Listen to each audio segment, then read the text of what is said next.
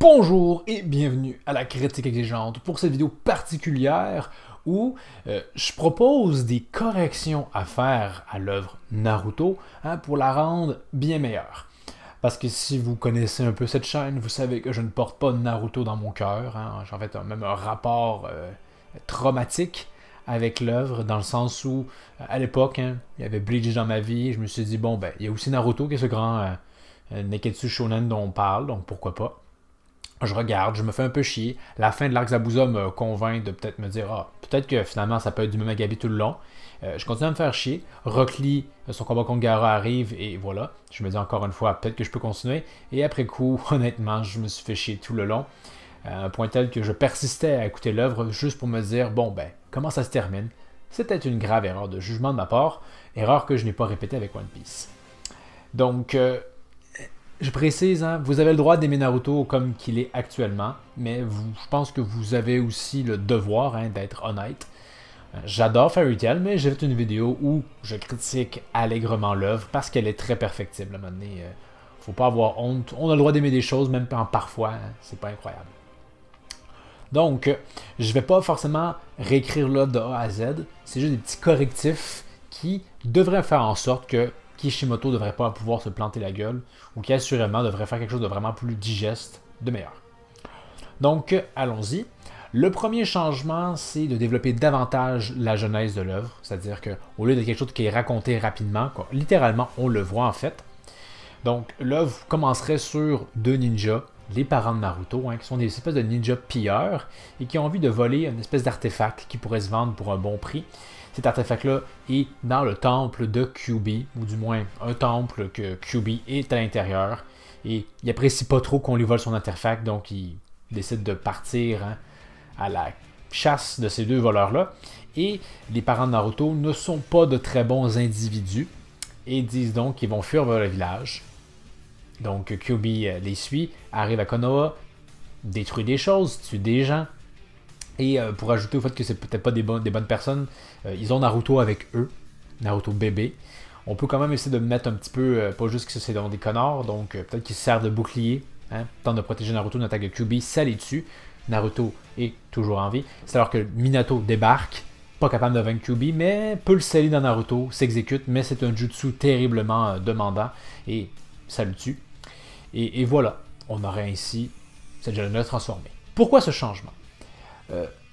La prémisse de base de Kishimoto était vraiment dans cette logique de Neketsu, c'est-à-dire on est dans le dépassement de soi, un Naruto qui veut rien pour lui, veut travailler très fort pour devenir Hokage, la personne la plus respectable de tout le village. L'enjeu, c'est que Kishimoto lui-même va gâcher ce message-là, avec finalement dedans une génétique de fou à Naruto, avec l'Uzumaki qui est déjà un chakra très fort. Il est le fils du 4e Hokage, il va aussi être la réincarnation de je sais plus trop quoi. Donc faisant en sorte que Naruto finalement semblait prédestiné à devenir grand, ce qui n'est pas du tout le message que l'œuvre est censée nous donner. Donc avec ce changement-là, je viens sceller ça. On sait qui sont les parents de Naruto, c'est des moins que rien, des connards même en fait. Donc Naruto est véritablement, si on veut, un raté. Il va devoir travailler pour améliorer sa condition. Donc on vient vraiment sceller ça. Et aussi, l'autre ajout que ça fait, qui est intéressant, c'est, je trouve pertinent, c'est que dans l'œuvre originale, le fait que tout le village porte une haine envers Naruto, c'est un peu démesuré, je trouve.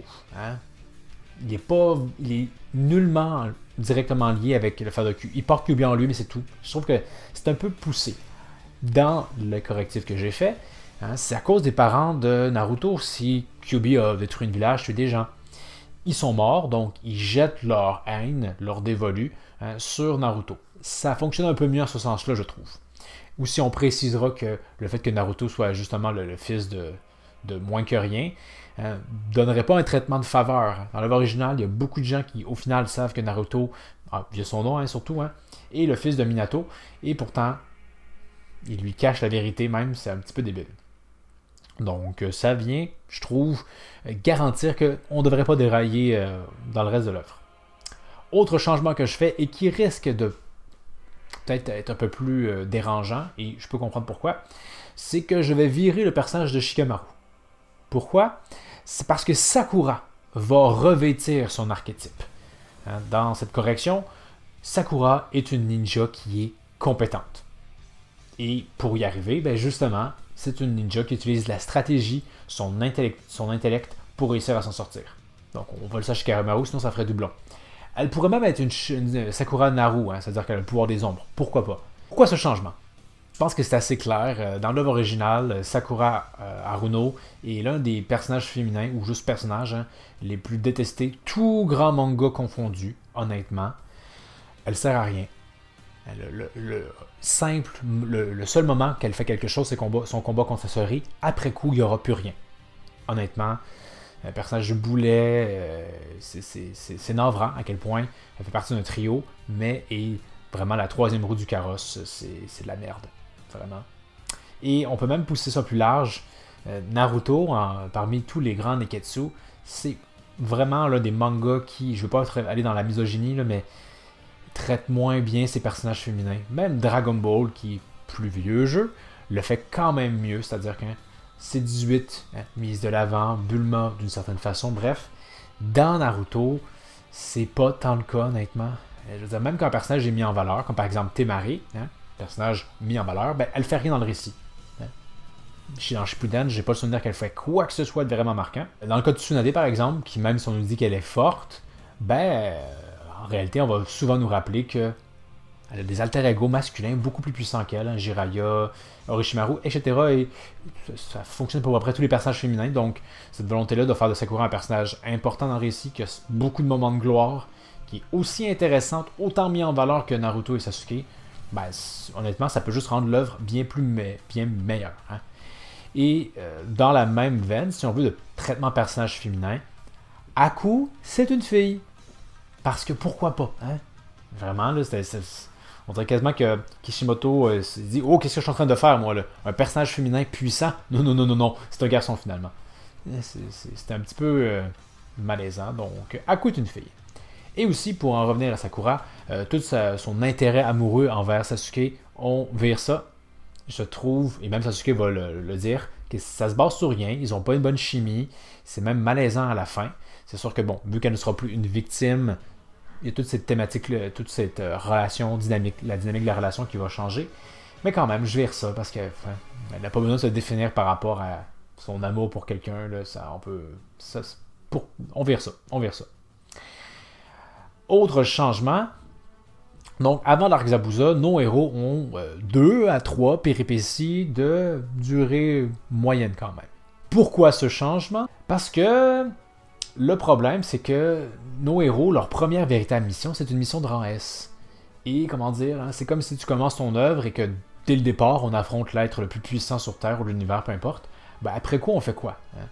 Et ça fait en sorte que, oups, quand on est rendu dans l'examen des Chunin, la tension redescend d'un cran parce qu'on se dit, bon, ben, ils ont déjà vécu des dangers plus dangereux que ça, donc l'intérêt est bien moindre. Et surtout, hein, ça va permettre d'avoir plus de temps à la relation Sasuke-Naruto de mûrir, qu'on y croit plus. Ainsi, c'est d'autant plus dommage quand finalement elle se brise. Donc, voilà pour ça. Autre changement mineur, mais quand même très important, concerne Gai Sensei, mais concerne aussi directement Lee.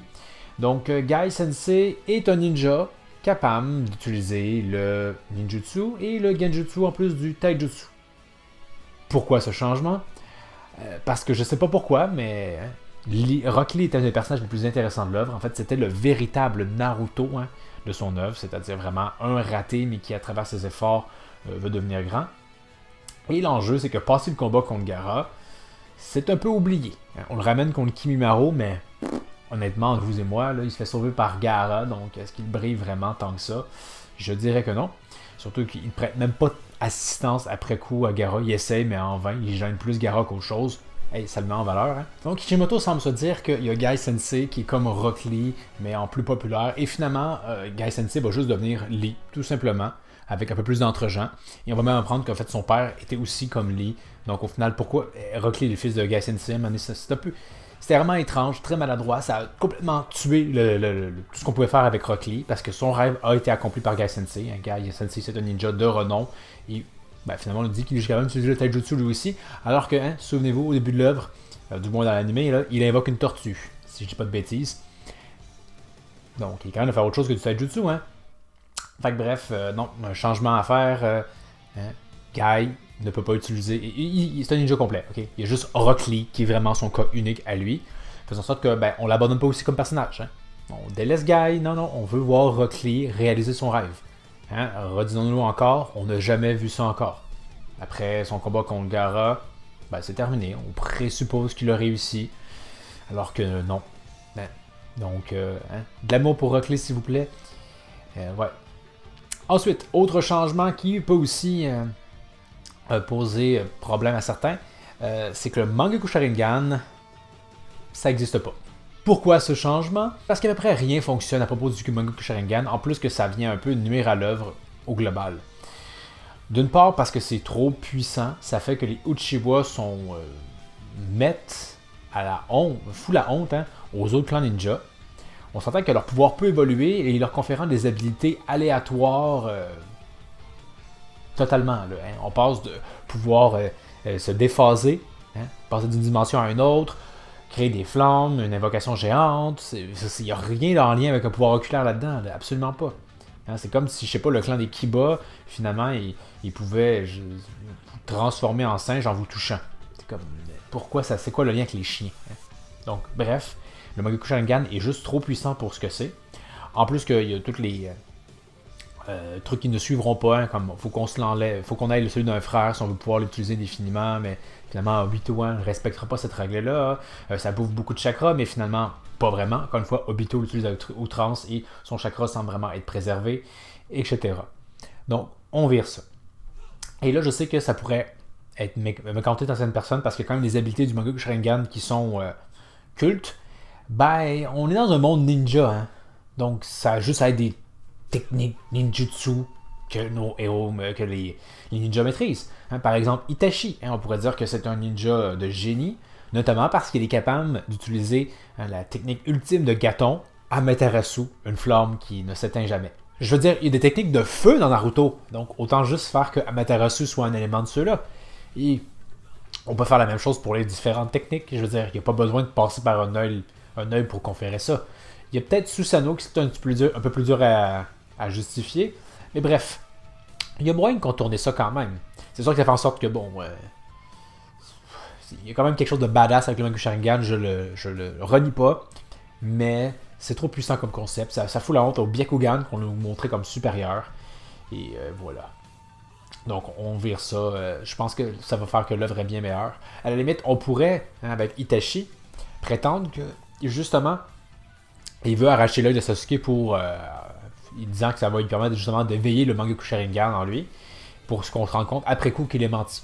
Hein, que c'était juste une histoire pour faire croire son objectif, puis qu'en réalité, blablabla, c'était pas ça. Un peu comme que c'était le cas dans l'œuvre originale, d'une certaine façon.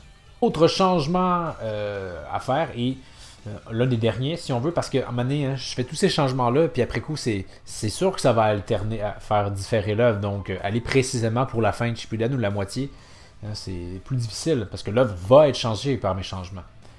Du moins, c'est le but, hein. Donc, petite précision quand même, les Dotensei, on vire ça complètement, je pense, parce qu'on peut pas trop blâmer Kishimoto à la fin d'avoir utilisé à outrance, parce que ben, il n'y avait pas de limite, hein. Ben, il aurait pu essayer d'en mettre, mais en même temps, Orochimaru allait invoquer quand même 3 corps, donc ça n'en est pas trop limité. Donc on vire ça parce qu'honnêtement, l'utilisation à outrance de l'Edo Tensei, c'était ramener tous les personnages qui avaient connu des moments glorieux et gâcher ça rétroactivement en les ramenant. C'était vraiment navrant, donc on vire ça. À moins que ça demeure là, mais vraiment que les gens n'ont pas de personnalité. Hein. Dans le fond, on réussit à réinvoquer leur corps, mais l'âme, elle, on peut pas la ramener. À la limite, il y aurait peut-être ça. Mais bref, faut toucher les Dotensei pour pas que ce soit le merdier dans lequel c'était. Et vraiment, dernier point, ça serait Kaguya, Madara, non, on vire ça. Donc pourquoi ces changements? C'est pas une surprise, hein? Kaguya, je pense pas que c'est apprécié par bien des gens. Oui, les gens de Boruto me diront que finalement les Akatsuki c'est correct, je mes doutes. Donc vraiment, qu'on la vire. C'était vraiment pas un méchant intéressant à tous les niveaux. Son caractère design n'était pas ouf, ses capacités n'étaient pas ouf, sa personnalité était limite inexistante, donc on vire ça, c'est pas intéressant. Mais même Madara aussi, je trouve vraiment que les enjeux soient plus dans le temps réel et ne viennent pas du passé.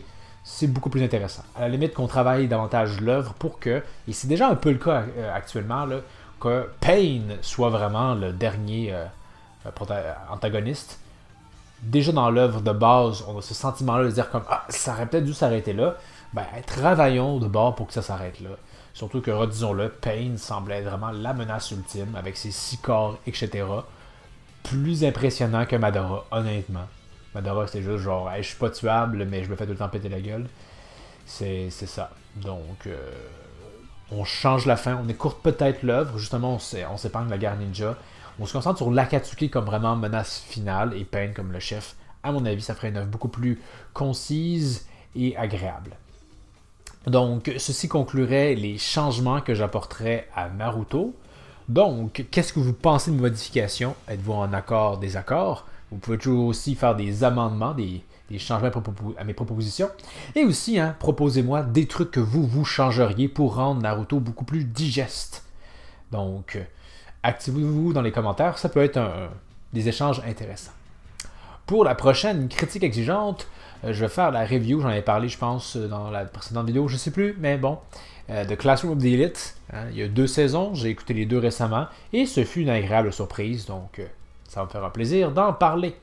Donc merci d'avoir regardé, n'hésitez pas à commenter, partager, vous abonner, et je vous dis à la prochaine critique exigeante.